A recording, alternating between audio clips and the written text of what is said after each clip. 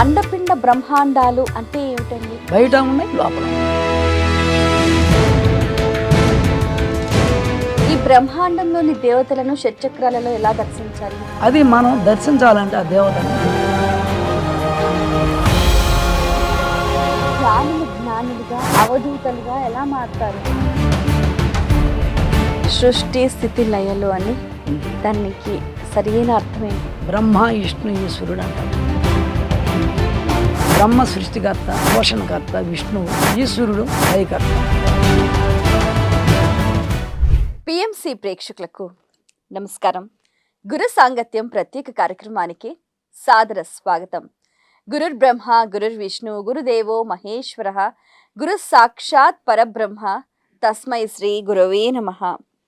గురువు త్రిగుణాలకు త్రితత్వాలకు అతీతమైన వారు. గురువుని శరణు వేడితే అంతులేని జ్ఞానం సొంతమవుతుంది అనటంలో ఎటువంటి సంశయం లేదు. మరి గురువు దగ్గర జ్ఞానాన్ని మనం ఏ విధంగా సముపార్జన చేయాలి, గురువు చూపిన మార్గంలో మనం ఏ విధంగా పయనించాలి, సాధన మార్గాలు ఏమిటి, ఇలాంటి ఎన్నో విషయాలకు సంబంధించి చక్కటి పరిజ్ఞానాన్ని అందించడానికి మనతో పాటు ప్రముఖులు విచ్చేశారు. పరబ్రహ్మ పరాత్పర యోగీశ్వర్లు, శ్రీ రాజరాజేశ్వరి కాశీ విశ్వేశ్వర జ్ఞానపీఠం పీఠాధీశ్వర్లు శ్రీ శ్రీ రాజరాజేశ్వరానంద స్వామీజీ వారు. వారితో మాట్లాడి మరిన్ని విషయాలు వారి మాటలో తెలుసుకుందాం. ఈనాటి కార్యక్రమాన్ని ప్రారంభిద్దాం. నమస్కారం అండి. ఈరోజు మీ ద్వారా కొంచెం జ్ఞానాన్ని మాకు పొందడానికి అవకాశం దొరికినందుకు చాలా సంతోషిస్తున్నాము. అయితే ఈ అండపిండ బ్రహ్మాండాలు అని అంటూ ఉంటారు కదండి, అంటే ఏమిటండి? అండము అంటే భూమి, జలం. పిండం ఉత్పత్తి అయ్యేదాన్ని అండం ఉత్పత్తి ఎక్కడ అవుతుంది? భూమి మీద వర్షం పడినప్పుడు జలం కూడుకుంటే, భూమి జలం కూడుకుంటే విత్తనం మొలకెత్తుతుంది. అందుకని అక్కడ అండం ప్రొడ్యూస్ అవుతుంది బ్రహ్మాండంలో. పిండాండంలో మనకు మూలాధారం అండం, అది భూమి, స్వాదిష్టానం జలం. ఈ రెండు కలిసిన చోట స్త్రీ గర్భసంచి ఉంటుంది, స్వాదిష్టాన చక్రం. అక్కడ అండం అంటే పిండోత్పత్తి జరుగుతుంది స్త్రీ పురుషులకి ఇద్దరికి స్వాదిష్టానం. అంటే భూమి జలం కలిసేగాడు. బయట కూడా భూమి జలం కాదు, అది అన్నం ఉత్పత్తి అవుతుంది, కానీ అది అన్నం అన్నారు. గుడ్డు ఒక ఉత్పత్తి రౌండ్గా ఉంది. ఇంకా పిండం అంటే మన బయట అగ్ని. ఈ అగ్ని మొత్తం సమస్త ఔషధాల్లో ఉండేటువంటి ఎసెన్స్ని తీసుకొని పైకి పంపిస్తూ ఉంటుంది ఎప్పుడు. అది ఆకాశం దాటి ఓజోన్ పొరని బలపరుస్తుంది. అక్కడ ఒక లేయర్ ఉంటుంది, అతిలోహ కిరణాలు మన మీద పడకుండా. అందుకని బాహ్యంగా ఎప్పుడు అగ్నిదేవుడు ఏం చేస్తుండంటే, మనం యజ్ఞం చేసినప్పుడు ఎసెన్స్ని కూడా ఆయన పైకి పంపిస్తారు. అది లోక సంరక్షణ కోసం యజ్ఞాలు. కానీ నిత్యం అగ్నిదేవుడి వల్ల ఆకుల్లో ఉండే ఔషధాల్లో ఉండేటువంటి ఎసెన్స్ పైకి పోతుంది. అట్లే మనం తిన్న ఆహారం నాభిలోకి పోతుంది. ఇక్కడ అగ్ని ఉంటుంది, మణిపూర చక్రం. ఇక్కడ అది అగ్ని ఉన్నందువల్ల అది జీర్ణం అయ్యి అది ఎసెన్స్ డిస్ట్రిబ్యూషన్ అవుతుంది. అది పిండం. మనం తినే ఆహారం పిండం. అన్నం పిండాకూడు అంటారు. పిండం ఇక్కడ వేస్తున్నాం. అంటే ఈ 3 చక్రాలు పిండం, ఈ 2 చక్రాలు అన్నం. ఇంకా బ్రహ్మాండం అంటే ఆజ్ఞాచక్రం, సహస్రారానికి ఈ ముఖము అంతా కూడా బ్రహ్మాండం. ఓకే, అంటే మన శరీరంలో ఉన్న షట్చక్రాలే అండపిండ బ్రహ్మాండాలు. బయట ఉన్నాయి, లోపల ఉన్నాయి. ఈ బ్రహ్మాండంలోని దేవతలను షట్చక్రాలలో ఎలా దర్శించాలి? బయట పార్వతీ పరమేశ్వరులు, త్రిమూర్తులు, నవగ్రహాలు, అష్టదిక్పాలకులు బయట ఉన్నారు. అయితే వాళ్ళంతా కూడా ఎట్టున్నారంటే పంచభూతాల రూపంలో ఉన్నారు. భూమి, జలము, అగ్ని, వాయువు, ఆకాశం. అంటే అది మనం దర్శించాలంటే ఆ దేవతల్ని బయట కళ్ళతో మనం దర్శించలేం. చక్రాలలోనే బ్రహ్మాండంలో ఉండే పంచభూతాలు కంఠానికి కింద 5, బయట ఆకాశానికి పైన ఉండే పరమాత్మ సహస్రారంలో ఉన్నారు. అయితే మనం బాహ్యంగా 9 చక్రాలు పెట్టి శ్రీచక్రంగా పూజ చేస్తున్నాం. ఆ దేవతల పేర్లు అన్నీ కూడా ఉన్నాయి. అయితే బాహ్యంగా పూజించేవాడు జీవుడు, దేవుడు వేరని పూజిస్తారు. ధ్యాని, యోగి, గురువు ద్వారా ఎవరైతే స్వీకరిస్తున్నారో ఆ యొక్క శిష్యుడు, కానీ ఆ గురువు చెప్పిన విద్య హయగ్రీవ మహర్షి, అగస్త్యులు శ్రీ విద్యని చెప్పారు. కంఠానికి కింద మనం ధ్యానం కానీ చక్రాలలో శ్వాసను గమనిస్తే, ప్రాణాయామం చేసిన ధ్యానం చేస్తే ఈ చక్రాలు జడంగా ఉన్నాయి అందరికీ. అంటే పంచప్రేతాలుగా ఉన్నాయి. దీంట్లో అరుణకాంతి లేదు. ఈ చక్రం ఈ 2 శ్వాసలు విడిగా ఆడినందువల్ల రెండు శ్వాసలను కానీ మనం ఏ చక్రంలో శ్వాసను గమనిస్తామో రెండు శ్వాసలు ఆడతాయి కాబట్టి అరుణ కాంతి వస్తుంది. ఈ చక్రాలలో మూలాధారంలో గణపతిని, స్వాధిష్టానంలో బ్రహ్మ, ఇక్కడ విష్ణు, మణిపూరకంలో ఈశ్వరుడు హృదయం, కంఠంలో సదాశివుడిని, ఆజ్ఞాచక్రంలో మహేశ్వరుడు, సహస్రారంలో పరమేశ్వరుడు, కాశీశ్వేశ్వరుడు, రాజరాజ. అంటే బయట కళ్ళు తెరిచి మనం ఏ లోకానికి పోలేము సశరీరంగా. మనసుతో కూడా బాహ్య దర్శనం అనేది కాదు. బహిర్ముఖ దుర్లభ, అంతర్ముఖ సమారాజ్యం. అంతర్ముఖంగానే సమారాజ్యం అంటే వీలవుతుందిరా నన్ను దర్శనం చేసేదాన్ని. రాజరాజేశ్వరి దేవంటే అరుణకాంతి. రామ, రా అంటే సూర్యుడు, మా అంటే చంద్రుడు, ఇడాపెంగళ. ఈ రామతత్వాన్ని రెండు కలిపితే తెలుపు ఎరుపు అరుణకాంతి. అరుణకాంతి శ్రీ.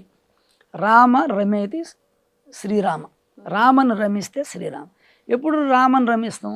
అందరూ ఈ రెండు విడివిడిగా ఆడితే వాళ్ళు జీవులుగా ఉంటారు. రెండు ధ్యానం చేస్తే రెండు సమస్వరంలోకి వచ్చేస్తాం మనం, రెండు ఆడదు. అప్పుడు దేవుడు అవుతాం. అంటే నువ్వు రాజరాజేశ్వరి స్థితికి వస్తావు.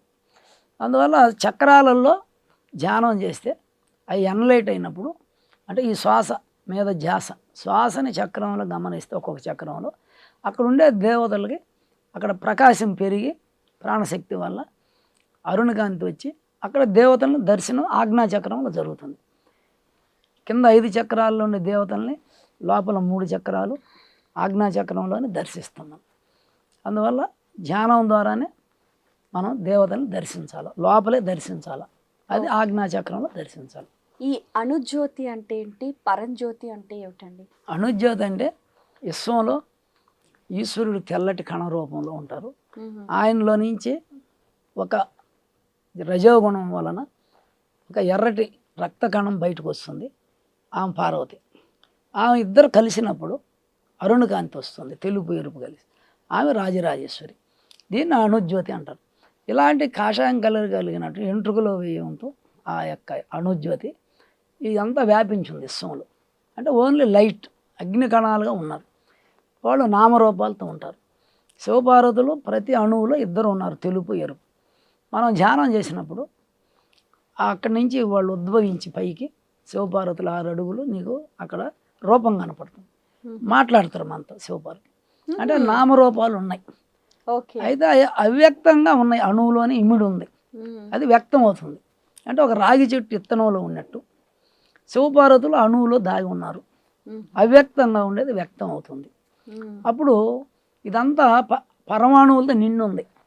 ఆ తెలుపు ఎరుపు కాషాయం కారణమే ఇదంతా. అంటే రాజరాజేశ్వరి అనేక బ్రహ్మాండాలు వ్యాపించింది. అనేక కోటి బ్రహ్మాండ నాయకి. అంటే అరుణకాంతితో ఉండే ఆ చిత్కళలో అణుజ్యోతులు విశ్వంతా వ్యాపించున్నాయి. ఆ అణుజ్యోతే శివపార్వతుల యొక్క శక్తి. ఇప్పుడు ఇవన్నీ కలిపితే పరంజ్యోతి. ఓకే. నువ్వు అణుజ్యోతి అంటే ఆ శివపార్వతులే తల్లిదండ్రుల లోపల గర్భంలో పోయి నీకు ఆత్మగా తయారైంది. అది మల్టిపుల్ అయ్యి ఈ శరీరం అయింది. మన ఆత్మే శివపార్వతులు. అణుజ్యోతి ఆత్మ. ఆత్మే నువ్వు ధ్యానంలో ఆ అణుజ్యోతిని ఎంట్రుకలో వేయవంతైన ఆ చిన్న సూక్ష్మమైన అణుజ్యోతిని దర్శనం చేస్తే ఆ అణుజ్యోతిలో పరంజ్యోతి ఉంది. అంటే ఈ పరంజ్యోతిలో అణుజ్యోతులన్నీ కలిపితే పరంజ్యోతి. ప్రతి అణుజ్యోతిలో పరంజ్యోతిని దర్శించవచ్చు మనం ధ్యానంలో. దాన్నే అచ్చల సాంప్రదాయంలో కూడా బట్టబయలు అంటే అంతా చూస్తే వాళ్ళకి ఏమవుతుందంటే మొత్తం ఆ పరంజ్యోతి కనిపిస్తుంది. ఈ పరమాణువులంతా కనిపిస్తాయి ధ్యానంలో. అందుకని సూక్ష్మమైన దాన్ని ఎంట్రుకలో వేయవంత అణుజ్యోతి. ఈ అణుజ్యోతులు అంతా వ్యాపించున్నాయి కాబట్టి, పంచభూతాల్లో కూడా ఉన్నాయి కాబట్టి అనేక కోటి బ్రహ్మాండాలు. దాన్ని అమ్మవారు తత్వం అరుణకాంతి, అదే పరంజ్యోతి. అణుజ్యోతిలో పరంజ్యోతిని దర్శించటమే ధ్యానం. మన ఆత్మ దర్శనం అంటే అణుజ్యోతిని ధ్యానంలో చూస్తే ఇక్కడ రూపాయి బిళ్ళ అంత వస్తుంది. కాబట్టి అది మనం గమనిస్తే పంచకోశాలు 24 తత్వాలు అని చెప్తూ ఉంటారు. అంటే ఏంటండి? ఇప్పుడు ఫస్ట్ గర్భంలో పోయిన ఒక కణం ఆత్మ, దానికి జ్ఞానం ఉంటుంది. అది మల్టిపుల్ అయ్యి ఈ శరీరం ఏర్పడింది. అక్కడ ఆత్మ నుంచి జ్ఞానం పుడుతుంది. తర్వాత బుద్ధి, తర్వాత మనసు. ఈ 4 ఇక్కడి నుంచి ఇక్కడికి అంతఃకరణాలు అంటారు. అంటే ఆజ్ఞాచక్రంలో మనసు ఉంటుంది, ఈ చిన్న మెదడే బుద్ధి, ఇక్కడ మనసు, ఇక్కడ బుద్ధి. ఆత్మ కంటే అది జ్ఞానం. మనసు, బుద్ధి, చిత్తం. చిత్తం అంటే జ్ఞానం. ఆత్మని బ్రహ్మం అంటారు. అహం అంటే ఆత్మ. అహం బ్రహ్మాస్మి అని కూడా అంటారు. అంటే మొత్తం మీద చెప్పాలంటే ఇట్లా అర్థమయ్యేదానికైతే మనసు, బుద్ధి, చిత్తం, అహంకారం అనే 4 ఈ అంతఃకరణాలు లోపల ఉంటాయి కానీ ఫిజికల్గా కనపడవు. అయితే దాన్ని మనకు అర్థమయ్యేదానికి మనం ఎటు చెప్పుకుంటుంటే ఆత్మ, దానికి జ్ఞానం కలుగుతుంది. తర్వాత బుద్ధి, దాని కింద మనసు ఉంటుంది. ఈ 4 కనపడవు. అంతఃకరణాలు 4. మనసు అయితే ఇక్కడ కంఠానికి కింద భూమి, కింద భూమి, జలము, అగ్ని, వాయువు, ఆకాశం, పంచభూతాలు. దీంట్లో శబ్ద, స్పర్శ, రూప, రస, గంధాదులు 5 తన్మాత్రలు. పంచభూతాలు 5 తన్మాత్రలు 10. ఈ 4 14. కాళ్ళు, చేతులు, గుదస్థానం, లింగస్థానం, చర్మం, కర్మేంద్రియాలు ఈ 5. ఈ ఇక్కడ చెవులు, ఈ కంఠం, కళ్ళు, ఈ నోరు, ముక్కు, ఈ జ్ఞానేంద్రియాలు. అంటే ఇక్కడ కూడా శబ్ద, స్పర్శ, రూప, రస, గంధాదులు. ఈ జ్ఞానేంద్రియాలు 5, కర్మేంద్రియాలు 5, 10. పంచభూతాలు, పంచతన్మాత్రలు 10, 20. ఈ మనసు, బుద్ధి, చిత్తం, అహంకారం 4. 24 తత్వాలు ఏర్పడినాయి. దేనివల్ల అంటే గర్భం నుంచి బయటకు వచ్చి ఈ శ్వాస మొదలైనందువల్ల 24 తత్వాలు ఏర్పడి మనసు బహిర్ముఖుడయ్యి జీవుడుగా జీవిస్తున్నారు అందరూ. ఓకే, యాక్చువల్లీ ఇది అయితే 24 తత్వాలు. అంతర్ముఖులు. ధ్యానం చేయకుండా మనిషి జీవుడిగా వృద్ధి చెందాడు. గర్భంలో నుంచి ఈ జీవుడు ఉత్పత్తి అయ్యాడు. 24 తత్వాలు ఏర్పడినాయి. ఈయన జీవుడే. అంటే పంచతన్మాత్రలు అంటే మనం అన్నం తినడం వల్ల అన్నం ఇక్కడ నాభికి వస్తుంది, మణిపూరక చక్రానికి. ఇది అన్నమయ కోశం, మణిపూరక చక్రం. ఈ కింద 3 చక్రాలు కూడా అన్నమయ కోశమే. హృదయంలో శ్వాస ఆడుతుంది, ప్రాణం, ఉచ్ఛ్వాస నిశ్వాస. ఇది ప్రాణమయ కోశం. ఇది ఆజ్ఞాచక్రం, మనోమయ కోశం. మనసు ఏడు ఉంటుంది కాబట్టి ఇప్పుడు. తర్వాత విజ్ఞానమయ కోశం, బుద్ధి ఏడు ఉంటుంది కాబట్టి. ఆత్మ ఆనందమయ కోశం. ఓకే, ఈ 5 కోశాలతో నడుస్తుంది ఈ శరీరం. ఓకే. ఇప్పుడు మీరు ఇందాక చెప్పినట్టుగా నాకు బాగా అర్థమవుతున్న కంటెంట్ ఏంటంటే మన షట్చక్రాలు ప్రతి ఒక్క అంశంతో కూడా కనెక్ట్ అయి ఉన్నాయి అన్నమాట. ముడిపడి ఉంది. పంచకోశాలు, పంచ ఇంద్రియాలు, పంచ జ్ఞానేంద్రియాలు, కర్మేంద్రియాలు అన్నీ కూడా ఈ షట్చక్రాలతోటి అనుసంధానమై ఉన్నాయి అన్నమాట. శ్వాసతోనే అనుసంధానం. సో ఇప్పుడు ఒకరి మానసిక స్థితి బాగా లేదు అని అంటే ఏ స్థానం దగ్గర అతను బాగా ఇబ్బంది పడుతుంది? మనసు అంటే ఆజ్ఞ. శ్వాస తక్కువ ఆడినప్పుడు శ్వాస తగ్గుతుంది వాళ్ళ టెన్షన్స్ వల్ల. అప్పుడు శ్వాస తగ్గితే మనసు తగ్గిపోతుంది. అందువల్ల అశాంతి వస్తుంది.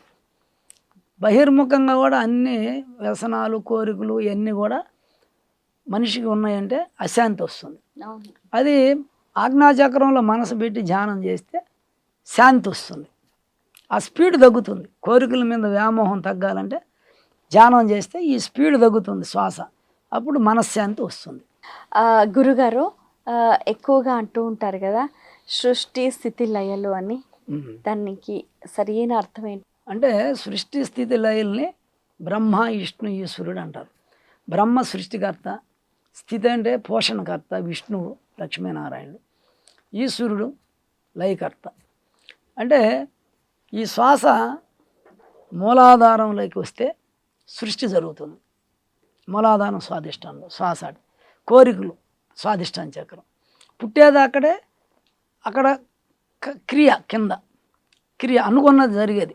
సృష్టి, క్రియ, కోరికలు స్వాదిష్టానం మూలాధారం బ్రహ్మతత్వం. అది సృష్టి జరిగేది అక్కడ. స్థితి అంటే నాభి, లైవ్ అంటే ఈ 2. అంటే ఇక్కడ శారీరక ఫిట్నెస్ ఉండదు ఈ 3 చక్రాలకి. మూలాధారం, స్వాదిష్టానం, మణిపూరం శారీరక ఫిట్నెస్ ఉంటుంది.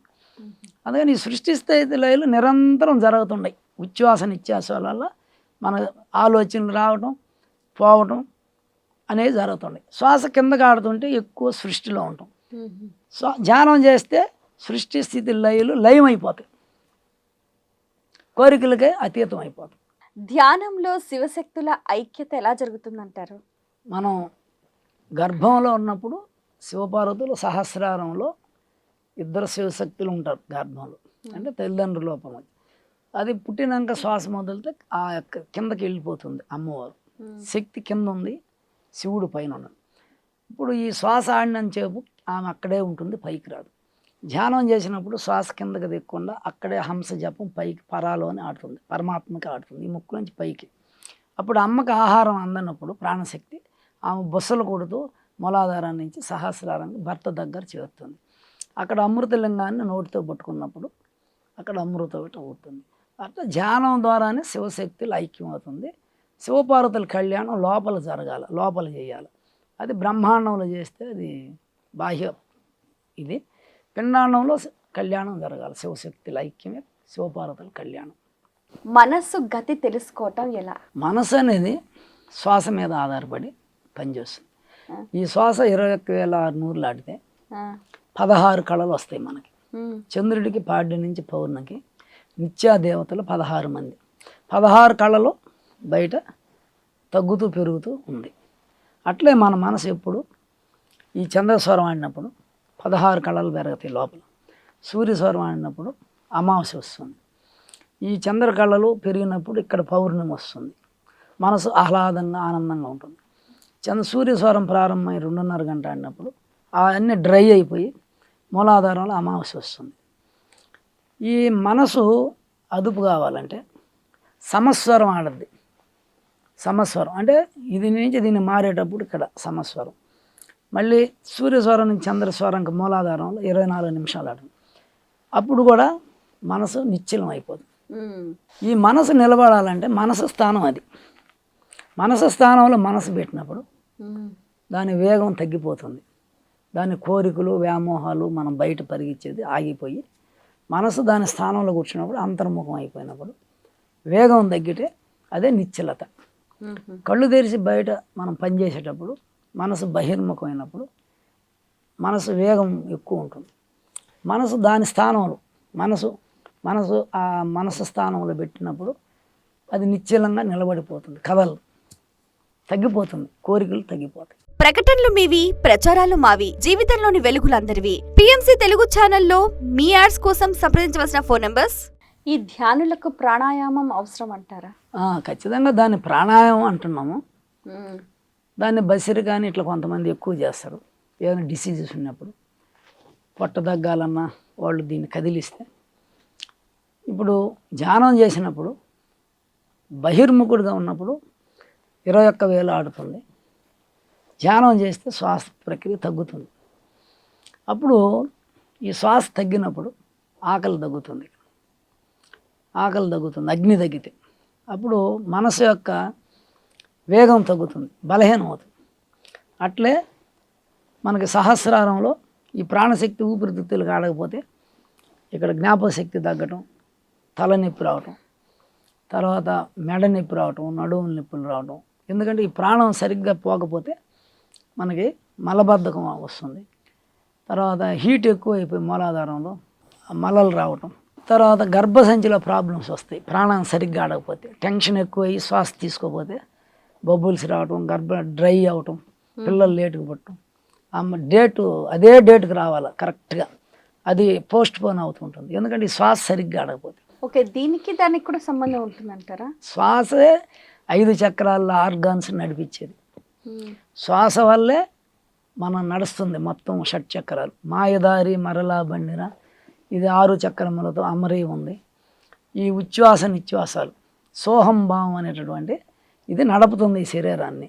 అందువల్ల మనం ఈ విధంగా ధ్యానంలో ఎక్కువ ధ్యానం చేసి పరబ్రహ్మ స్థితికి పోయినా శ్వాస పైన నాటితే పరమేశ్వరుడు అంటారు. ఆ స్థితికి పోయినప్పుడు ఖచ్చితంగా ప్రాణాయామం కింద చక్రాలుగా చేయాలి. అయితే ఇప్పుడు మీరు చెప్పినట్టు ప్రాణాయామం అనేది ఇప్పుడు ధ్యానంలో కూర్చున్న తర్వాత చేయాలా, కొంతసేపు ధ్యానం చేసిన తర్వాత చేయాలా? అంటే రోజంతా ధ్యానం చేసుకోవచ్చు, ఎనీ టైం కళ్ళు మూసుకొని ధ్యానం చేసేది. అన్నం తిన్నాక 1 గంట 2 గంటలు వ్యవధిచ్చి చేయాలి. ఈ ప్రాణాయామం ఉదయం 1 గంట అన్ని చక్రాల మీద చేస్తే సహస్రారంలో మనసు పెట్టి శ్వాసను గమనించాలి. అప్పుడు ఇక్కడ జ్ఞాపకశక్తి పెరుగుతుంది. ఆజ్ఞాచక్రంలో మనసు పెట్టి శ్వాసను గమనిస్తే కంటి చూపు పెరుగుతుంది. చెవుడు రాదు జీవితంలో, చెవులు బాగా పనిచేస్తాయి, కంటి చూపు పెరుగుతుంది. అదే కంఠంలో మనసు పెట్టి శ్వాసను గమనిస్తే థైరాయిడ్ గ్లాండ్స్ బాగా పనిచేస్తాయి. ఓకే.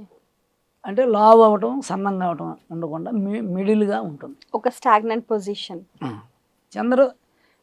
ఇది ఎక్కువ చంద్ర సౌరం కానీ సరిగ్గా ఆడకపోతే సన్నగా పోతారు. సూర్య స్వరం సరిగ్గా ఆడకపోతే లావు అయిపోతారు. అప్పుడు ఇక్కడ గమనిస్తే 2 స్వరాలు ఆడతాయి. 2 స్వరాలు ఆడినప్పుడు థైరాయిడ్ గ్లాండ్ ప్రాబ్లం ఉండకుండా తేజోబలం వస్తుంది. ఏడు కానీ మనసు పెట్టి శ్వాసను గమనిస్తే తేజోబలం వస్తుంది. హృదయ గమనంలో మనసు పెట్టి గమనిస్తే అష్టైశ్వర్యాలు వస్తాయి. ప్రాణం కదా, లక్ష్మీ నివాసం. వెంకటేశ్వర స్వామికి హృదయంలో ఏం పెట్టున్నారు? లక్ష్మీ బొమ్మ పెట్టుంటారు. అవును, చూసారా? మనందరికీ వాళ్ళు గంధం పసుపుతో అద్ది స్వామి హృదయం మీద వేస్తారు. అక్కడ ఉండేటటువంటి వేద పండితులు, స్వాములు, పూజారులు. అవునా కదా? 500 ఇస్తే ఇస్తారు. అయితే ఇది ఊరిలో ఉచితంగా ఉంది. ఈడ మనసు ఏడబెడితే ఉచితంగా వస్తుంది లక్ష్మి. అంటే శ్వాసని ఏడబెట్టి గమనిస్తే లక్ష్మీనారాయణ అంటే అక్కడ లక్ష్మీ తత్వం పెరుగుతుంది. ఇక్కడ శివపార్వతులే అష్టైశ్వర్యాలు వస్తాయని చెప్తుంది శాస్త్రం. మణిపూరకంలో మనసు పెట్టి మనం ఉచ్ఛ్వాస నిశ్వాసాలను గమనిస్తే, శ్వాస మీద ఇక్కడ ధ్యాస పెడితే, శ్వాసను ఏడు గమనిస్తే జ్ఞానం, ఉన్నత విద్య, ఉన్నత పదవి, ఉన్నత ఉద్యోగం వస్తుంది. ఎవరికైనా జాబ్ రాకపోతే ఇక్కడ మనసు పెట్టి శ్వాసను గమనిస్తే ఖచ్చితంగా జాబ్ వస్తుంది, అధికారం వస్తుంది. మణిపూరక చక్రం స్వాధిష్టానంలో మనసు పెట్టి ధ్యానం చేస్తే సంతానం కలుగుతుంది. స్వాధిష్టానం సంతానం కలుగుతుంది. తర్వాత పాండిత్యం, కవిత్వం వస్తుంది, పాండిత్యం. ఇక్కడ బ్రహ్మ సరస్సు ఉంటారు. వాళ్ళ కాడ మనసు పెట్టి ధ్యానిస్తే, శ్వాసను గమనిస్తే ఆ చక్రంలో నీకు కవిత్వ పాండిత్యం, తర్వాత సంతానోత్పత్తి స్త్రీ పురుషులకి, తర్వాత ఇంకా ఆరోగ్యం, అక్కడ బ్లాడర్ కానీ ఏ సమస్యలు రావు. మూలాధారంలో గణపతి ఉంటాడు. క్రియాశక్తి. మూలాధారంలో మనసు పెట్టి శ్వాసను గమనిస్తే ఇంద్రియాలపై నిగ్రహం వస్తుంది. ఇంద్రియాలు, కోరికలు మనసుకి అశాంతిని కల్పిస్తుంది. కోరికలు పరిగిస్తుంటాయి మనసుకి. అప్పుడు అక్కడ మనసు పెట్టి శ్వాసను గమనిస్తే ప్రాణాన్ని, మన పనులు, క్రియాశక్తి, అక్కడ గణపతి, అక్కడ మనకి ఇంద్రియాలపై నిగ్రహం కలుగుతుంది. సిద్ధి బుద్ధి వస్తుంది. సిద్ధి బుద్ధి కలగద్ది. సిద్ధి అంటే అనుకున్న కోరికలు. ఎడమ ముక్కు అక్కడ శ్వాస ఆడితే సిద్ధి, కుడి ముక్కు ఆడితే బుద్ధి. అంటే మనకి ఇంద్రియాలపై విజయం, సిద్ధి బుద్ధి లభిస్తుంది.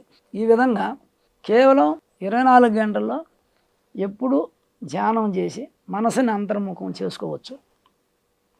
కంఠానికి కింద ఉండే చక్రాలు, ఈ అవయవాలు బాగా పనిచేయాలంటే ప్రతిరోజు ఉదయం 1 గంట, కనీసం 1 గంట ఒక్కొక్క చక్రంలో 10 నిమిషాలు మనసు పెట్టి సహస్రారంలో శ్వాసను గమనిస్తే ఆనందం కలుగుతుంది. ఓకే, ప్రతిరోజు 10 నిమిషాల పాటు అలాంటి సాధన చేయాలి.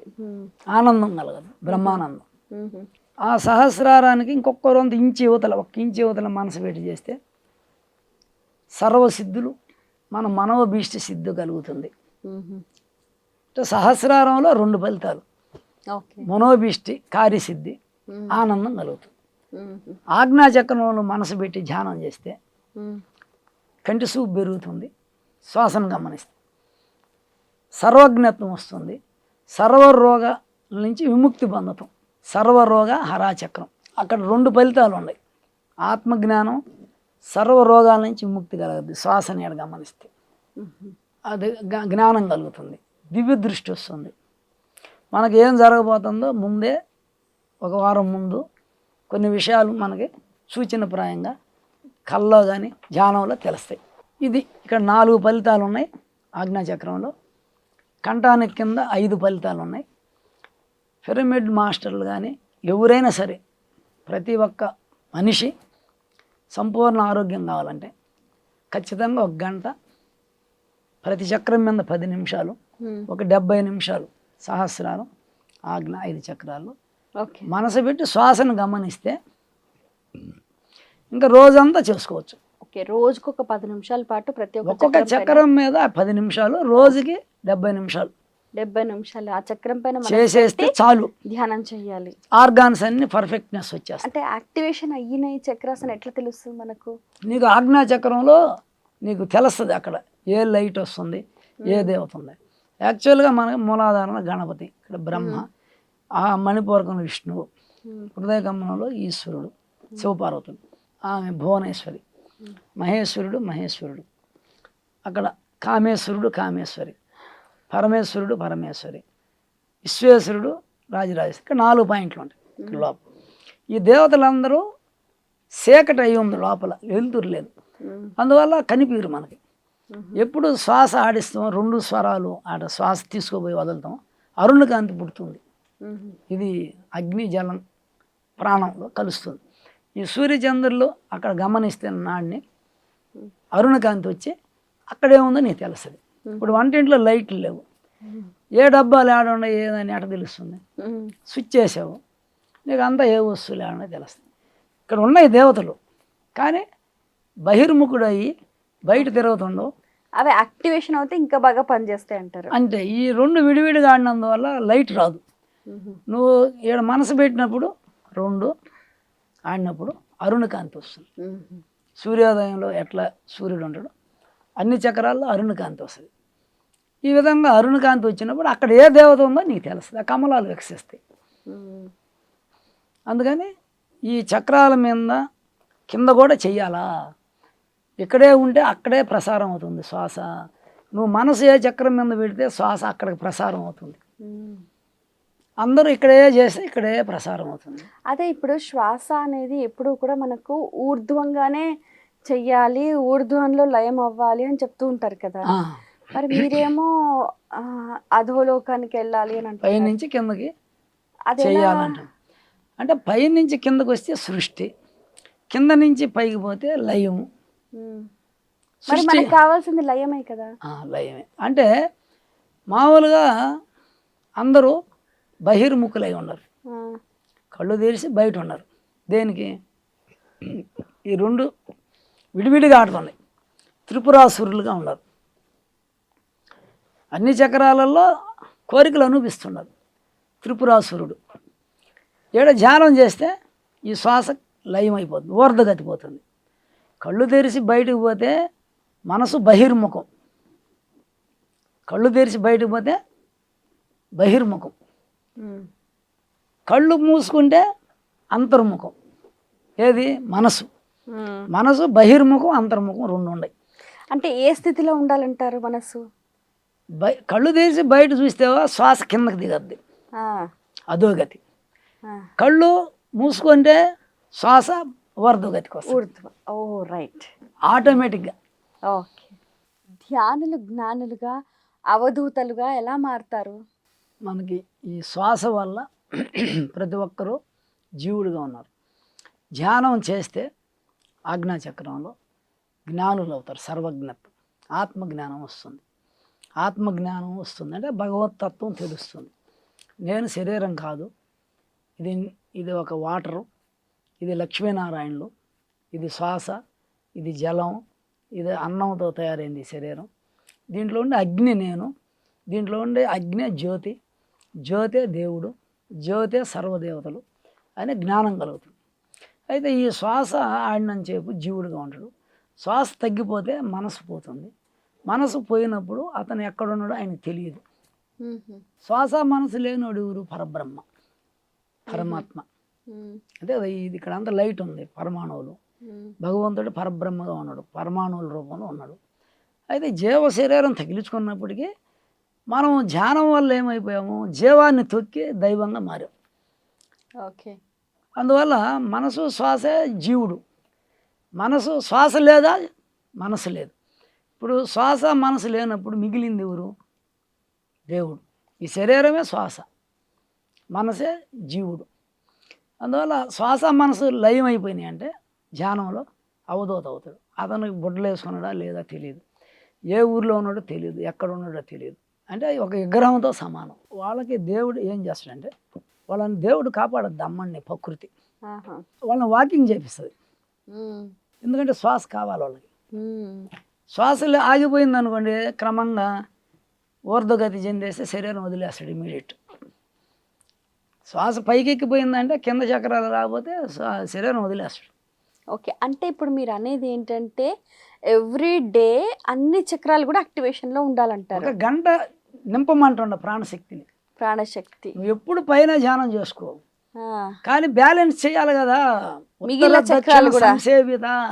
సూర్యకిరణాలు ఉత్తరం ధ్రువానికి అయితే పడుతుంది, దక్షిణం. కింద నుంచి స్టార్ట్ అయ్యే కదా పైకి వెళ్ళేది. నువ్వు ముందు ఎలిమెంట్ స్కూల్లో ఉన్నప్పుడు ఆ, అంటే కింద చక్రాలలో మొదట ఆడుతుంది రోజు కింద నుంచి పైకి. ఉమ్, అప్పుడు కింద నుంచి ఆడేటప్పుడు బ్రహ్మ, ఇక్కడ ఆడేటప్పుడు విష్ణు, ఇక్కడ ఆడేటప్పుడు ఈశ్వరుడు, ఇక్కడ పరమేశ్వరుడు. ఉమ్, నువ్వు ధ్యానం చేసినప్పుడు ఈ కిందకి దిగకుండా లైవ్ అయిపోయింది కదా, పైన ఆడుతుంది కదా, నువ్వు ఆల్రెడీ క్వాలిఫైడ్ అయిపోయావు, ఉమ్, పరమేశ్వరుడు అయిపోయావు. ఈ స్వరం ఏడాడితే పరమేశ్వరుడు, ఉమ్, పరాల శ్వాస ఆడితే పరమేశ్వరుడు, కిందకి ఆడితే జీవుడు. ఉమ్, ఇప్పుడు దేవుడు అయ్యావు నువ్వు, ఉమ్, జీవుడివి. అన్ని కోరికలు ఉన్నాయి ఒకప్పుడు. ధ్యానం చేసావు, కోరికలన్నీ పోయినాయి, నువ్వు దేవుడిని అని తెలుసుకున్నావు, ఉమ్, జ్యోతి దర్శనం అయింది. ఉమ్, ఇప్పుడు నువ్వు పైన ఉన్నావు కదా, కానీ శరీరాన్ని నిలుపుకోవాలంటే నువ్వు అన్నం నీళ్లు లేకుండా తపస్సులోనే కూర్చుంటే, ఈ కుండల్ని పైకి పోతే అమృతం కొడుతుంటే ఇంకా నీకు ఈ సమాజంతో పని లేదు. ఉమ్, అదే బ్రహ్మ విద్య అంటారు. అయితే ఇప్పుడు శ్రీ విద్యలోకి రావాలి మళ్ళీ మీరు. ఇప్పుడు అట్ట పోతారా అందరూ? అందరూ అమృతోట పోయి సమాజంతో సంబంధం లేకుండా అందరూ కూర్చుంటారు ఇళ్లల్లో అంటే మళ్ళీ పరబ్రహ్మ అయ్యావు. దేవుడు జీవుడు అయ్యావు, జీవుడు దేవుడు అయ్యాడు. కానీ దీన్ని నిలిపేదానికి శరీరాన్ని ఖచ్చితంగా శ్వాసను కింద చక్రాల్లో చెయ్యాల. ఓకే. ప్రకటనలు మీవి, ప్రచారాలు మావి. జీవితంలోని వెలుగులందరివి. పిఎంసి తెలుగు ఛానల్లో మీ యాడ్స్ కోసం సంప్రదించవలసిన ఫోన్ నంబర్స్. ఇప్పుడు బాగా తెలివి జ్ఞానము సంపాదించాలంటే ఏ చక్రం యాక్టివేషన్ అవ్వాలంటారు? అది వచ్చి ఆజ్ఞా చక్రమే. ఆజ్ఞా చక్రం ఇక్కడ పెడితేనే జ్ఞానం వస్తుంది. ఉమ్, అయితే ఇప్పుడు మనకి ఎలిమెంట్ స్కూల్ అనేది మీరందరూ అడిగేది, చాలామంది నన్ను అడిగేది కూడా, అందరూ గురువులు పైకి చేయండి పైకి చేయండి, ఊర్ధగతి శ్వాస ఊర్ధగతి అంటున్నారు, ఉమ్, మీరు పైనుంచి కిందకి చెప్తున్నారు అన్నారు. ఉమ్, నాకు సంబంధించినటువంటి వాళ్ళు అతి తక్కువ మంది ఉన్నారు, 1500 మంది యోగీశ్వరులు ఉన్నారు. ఈ చక్రం తిరిగే వాళ్ళే నా దానికి అర్హులు. ఓహో. ఎవరైతే ధ్యానం బాగా చేస్తారో వాళ్ళందరూ దీనికి అర్హులు. ఓకే. ఈ రాజరాజేశ్వర స్థితికి చేరుకున్న వ్యక్తి ఎటువంటి లలితా త్రిపుర సుందరి అవ్వాలి. ధ్యానం చేస్తే శ్వాస పైగాడితే రాజరాజేశ్వరి. ఆ, త్రిపురాలు ఎండిపోయినాయి కదా, నువ్వు త్రిపుర సుందరి అవ్వాలి కదా. ఓ, అప్పుడే కదా నువ్వు అందరికి అన్నం పెడతావు, నీళ్ళు ఇస్తావు. బ్రహ్మ గణపతి, బ్రహ్మ, విష్ణు, ఈశ్వరుడు, సదాశివుడు 5 కోళ్ళు కింద ఉన్నాయి. దాని మీద ఏముంది? మహేశ్వరుడు ఉన్నాడు, ఉమ్, ఆయన పొరుపుగా ఉన్నాడు. ఉమ్, దాని మీద రాజరాజేశ్వరి అమ్మవారు ఉంది. ఉమ్, సహస్రారం రాజరాజేశ్వరి స్థితి. దాని ఆజ్ఞాచక్రంలో ఉండే దేవత వచ్చి పొరుపుగా పెట్టుకున్నది. ఉమ్. కంఠానికి కింద ఉండే గణపతి, బ్రహ్మ, విష్ణు 5 కోళ్ళుగా పెట్టుకున్నది. ఓకేనండి. ఇది మనలో ఉండే రహస్యాన్ని మనకు అర్థమయ్యేదానికి బయట పెట్టాం. ఓకే. ఇక్కడే ఉంటే అమ్మడిని ఒకటే ఉంటుంది, రాజరాజేశ్వరి పటంలో అమ్మడిని ఒకటే ఉంటుంది. పబ్లిక్ లేరు, జనం లేరు, శిష్యులు లేరు. అయితే త్రిపుర సుందరి అయినవా, నువ్వు పైనుంచి కిందకి దిగావా, నువ్వు రాజరాజేశ్వరే, నువ్వు ఎక్కడికి పోవు.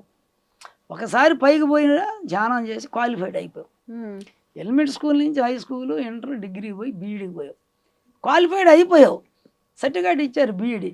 నేను ఆడనే ఉంటానంటే చెల్లద్దా, నేను పోనయ్యా నేను బీఈడీలోనే ఉంటానంటే వాళ్ళు ఏమనుకుంటారు మనల్ని, ఏదో తేడా ఉంది, ఇంక మేము సర్టిఫికేట్ ఇచ్చాము అనే పరిస్థితికి వస్తుంది. అక్కడ నువ్వు బీఈడీ అయిపోయినాక ఏం చేయాలా? ఎలిమెంట్ స్కూల్ టీచర్కి రావాలి, high school teacher, inter teacher, డిగ్రీకి రావాలి, లెక్చరర్స్ అవ్వదు. అంటే ఒకప్పుడు ఈ ధ్యానం చేయని వ్యక్తి తులవే, కోరికలన్నీ ఉన్నాయి, తులవే అంటే బాహ్యంగా కామక్రోధ హరిషడ్వర్గాలు అన్నీ ఉన్నాయంటే చిన్నపిల్లోడు ఎట్ట తులవ అట్ట. ధ్యానం చేసినాక ఇవన్నీ పోయినాయి కదా నీకు, నువ్వు మాస్టర్ అయ్యావు, నువ్వు పైన ఉంటావు, ఇంకా పైన నివాసం ఏర్పరచుకున్నావు. ఇప్పుడు పైనుంచి కిందకి చేస్తున్నావు నువ్వు. అంతకుముందు నీకు తెలియదు, బహిర్ముఖుడివి. ఇప్పుడు నీకు ఈ 2 విడివిడిగా ఆడితే జీవుడు, కోరికలన్నీ ఉంటాయి. 2 ఆడితే దేవుడు, ఏ కోరికలు ఉండవు.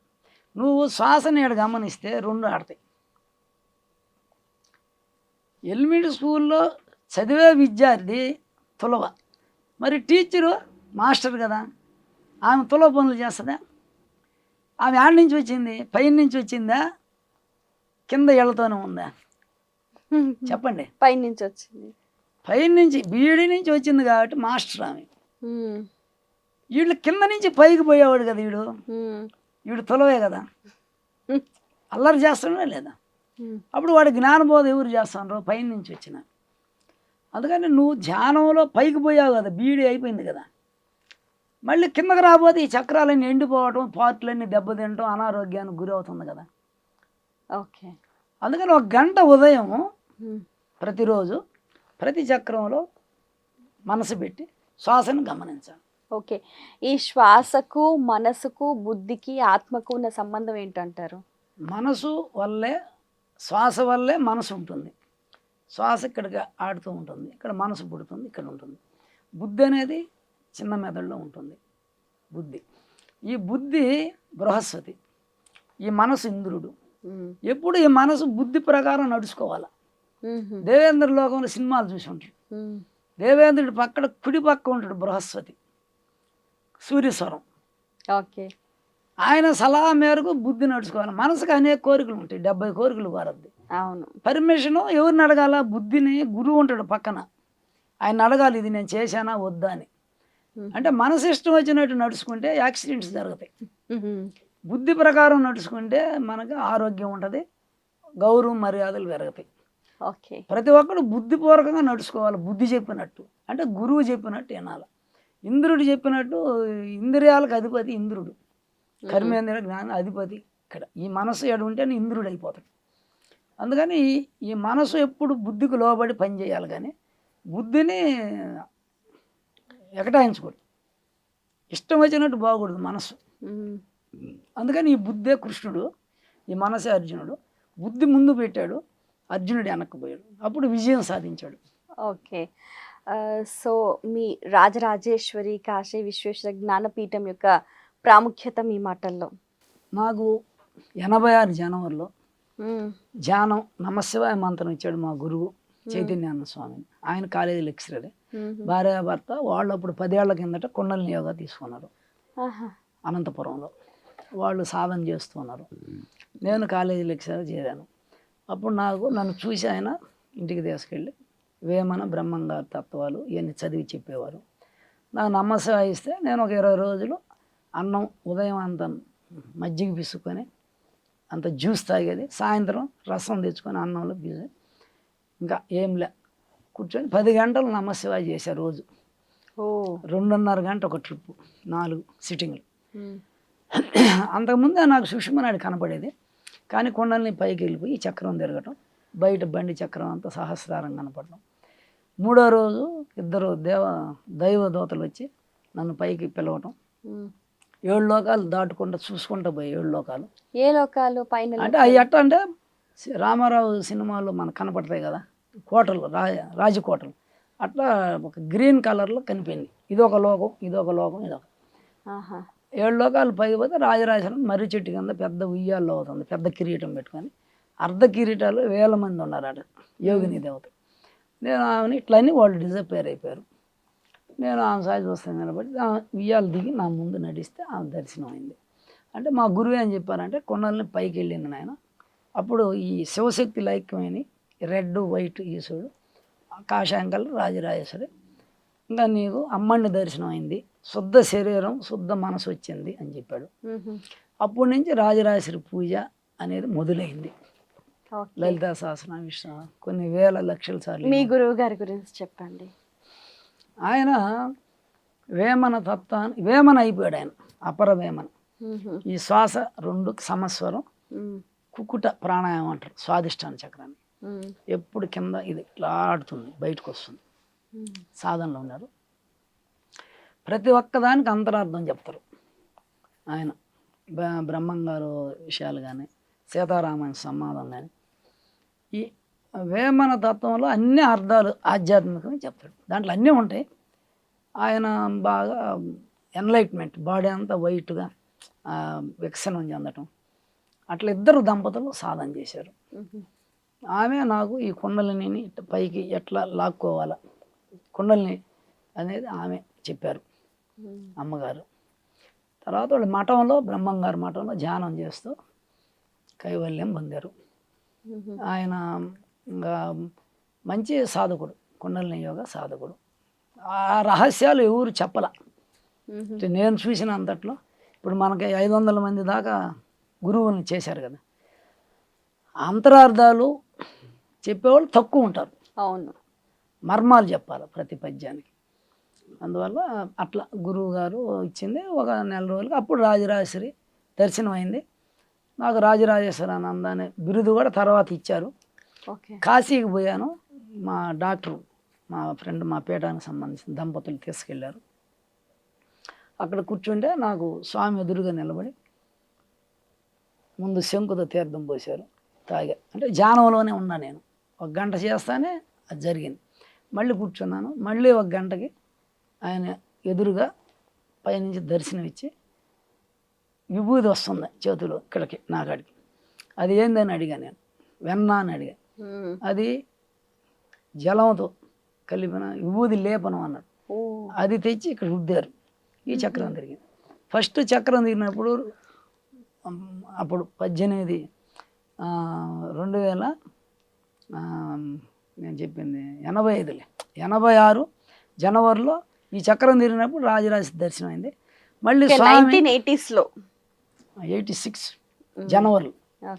ఈ యొక్క 12 ఏళ్ల కిందట ఏడపోతే కాశీకి స్వామి దర్శనమించడం, విభూది రుద్దటం, ఈ చక్రం తిరగటం జరిగింది. అప్పటి నుంచి కాశీ అంటే విశ్వేశ్వర తీర్థ నువ్వు అన్నాడు ఇంకొక గురువు. తర్వాత మా గురువు కాలం అయినాక ఇంకొక ఆయన అంటే ఫ్రెండ్షిప్ చేసాం. ఆయన యోగా కాబట్టి మహాజ్ఞాని అని పెద్ద ఆయన అని రాజశేఖర శాస్త్రి గారు అప్పుడు చెప్పారు, నాయన నీకు ఆయన తీర్థం ఇచ్చారు, విభూది రుద్దారు, నువ్వు ఇప్పుడు విశ్వేశ్వర తీర్థ, రాజరాజేశ్వరానంద కాదు విశ్వేశ్వర తీర్థ అన్నారు. మా గురువు వాళ్ళు రమ్యానంద్ అని పెట్టారు, కడప జిల్లా అనంతపురం. అది కొన్నేళ్ళు రమ్యానంద. 3 ఆధ్యాత్మిక నామధేయాలు. మీరు మీ జీవిత కాలంలో దర్శించిన గురువుల గురించి? నాకు శంకరాచార్యులు శంకర జయంతులు ఎక్కువ చేసేది నేను కడపలో. 9 రోజులు శంకర జయంతి, 9 మంది కవులు పండితులు, రోజు ఒక్కొక్క గురువు జీవిత చరిత్ర, శంకరాచార్యుల గురించి ఒకరు చెప్పాలి. అటు చేసినప్పుడు నాకు ఆయన శరీరం అంతా సౌందర్య లహరి ఇచ్చాడు, చైతన్యం. అప్పుడు మనం ఆనంద లహరి, ఇంకొకటి సౌందర్య లహరి. అప్పుడు నాకు అది సౌందర్య లహరి ఇచ్చాడు. శరీరం అంతా జల జల జల అని ఒక ఆనందాన్ని ఇచ్చాడు ఒకరోజు, పౌర్ణమి రోజు.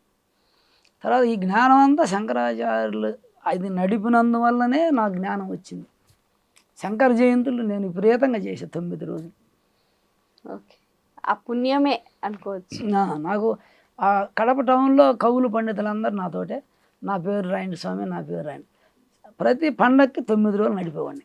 ఓకే. సో గురు సాంగత్యం వల్ల ఇంకా ఎటువంటి ప్రయోజనాలు ఉంటాయంటారు? ఇప్పుడు గురువుకి ఒక ఆరా ఉంటుంది.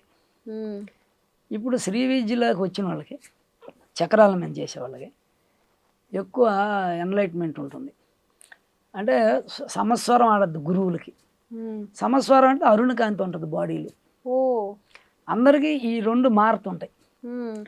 ఇప్పుడు అందరికీ ఈ 2 మారితే జీవుడు త్రిపురాసురుడు, ఈ 2 ఆడిస్తే త్రిపురాంతకుడు, పరాత్పరుడు. అప్పుడు నీకు ఆ గురువు ఉండేవాడు ఎదురుగా ఎంతమంది ఉన్నా భక్తులు శిష్యులు ఈ ఆరాల్లోకి వెళ్ళిపోతారు. వాళ్ళు ఆనందంలోకి వెళ్ళిపోతారు, తన్మయత్వంలోకి వెళ్ళిపోతారు. గురువుని మనం ఎక్కువ తాకకూడదు. అవును. ఒకవేళ చక్రాల మీద మంత్ర ఇది చేస్తే ఆయనలో వైబ్రేషన్స్ ఎక్కువ ఉంటాయి. మనం తాగితే మనతో ఈక్వల్ అయిపోద్ది, అది జీరోకి పడిపోతుంది. అందుకనే పీఠాధిపతులు మఠాధిపతులు వచ్చినప్పుడు వాళ్ళు దూరంగానే ఉంటారు, తాకనీరు. ఎందువల్ల అంటే వాళ్ళని జీరో చేసేస్తే మనము ఎవరో ఒకరు ఇద్దరు తాకేశారు కాళ్ళు చేతులు, జీరోకి పడిపోతుంది ఆర. నేను చెక్ చేసాం ఆర. బాగా ప్రాణాయామం చేసినప్పుడు ఒక 60 అడుగులు ఉంటుంది. ఎవరైనా వచ్చి అట నిత్యం చేయి పెట్టమని పెట్టిస్తే జీరోకి పడిపోద్ది. అట్లా 5-6 మంది చేయించాం తిరుపతిలో. అలా చెక్ చేయించాం. అందరు అంటారు వీళ్ళు తాకనీరు, అంటరాంతనం అంటారు, బాపునోళ్ళు తాకనీయకుండా పీఠాధిపతులు దూరం దూరం అంటారు. దాంట్లో మర్మం ఏంటంటే వాళ్ళు నిరంతరం జపం చేస్తారు, మంత్రాలు చేస్తారు కాబట్టి వాళ్ళలో అదే ఆర. యోగికి లేదు. తపస్సు చేసేవాళ్ళని తాకిన ఏం కాదు, మంత్రానుష్ఠానం చేసే వాళ్ళని తాగకూడదు. ఓకే. వాళ్ళ ఆరా ఉంటుంది, అది జీరోకి పోద్ది. ఓకే. అందుకని పత్రి ఏమన్నారంటే అందరిని తాగేవాడు, ధ్యానం చేసేవాడు, శ్వాస మీద ధ్యాస, అంటే సమస్వరం, ఎప్పుడు అరుణకాంతి ఉంటుంది, ఎంతమంది నేను తాగొచ్చు. నిరంతరం అరుణకాంతిలో ఉన్నాడు గురువు. అవును. తాగితే ఏమవుతుంది, మళ్ళీ అది ఫంక్షన్లానే ఉంది కదా, అదేం లాస్ అవ్వదు. అదే మంత్రశక్తి జీరోకి పడిపోద్ది. ఓకే. వాళ్ళు అరుణకాంతి ఉండదు వాళ్ళల్లో, మంత్రశక్తితో నడుస్తారు వాళ్ళు.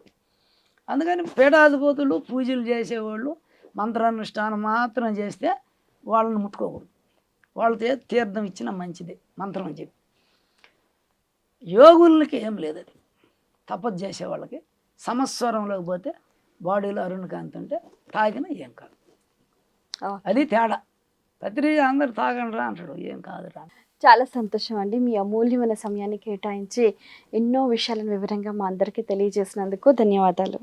నమస్కారం. సో ఫ్రెండ్స్, వీక్షించారు కదండి, ఈరోజు ఎన్నో అద్భుతమైన విషయాలు ధ్యానానికి, శ్వాసకు, అలాగే ఆధ్యాత్మిక జీవితంలో ఉన్న సాధనా విధానాల గురించి మీరంతా తెలుసుకున్నారు కదా. మరో కార్యక్రమంలో మళ్ళీ కలుసుకుందాం. అంతవరకు సెలవు. నమస్కారం.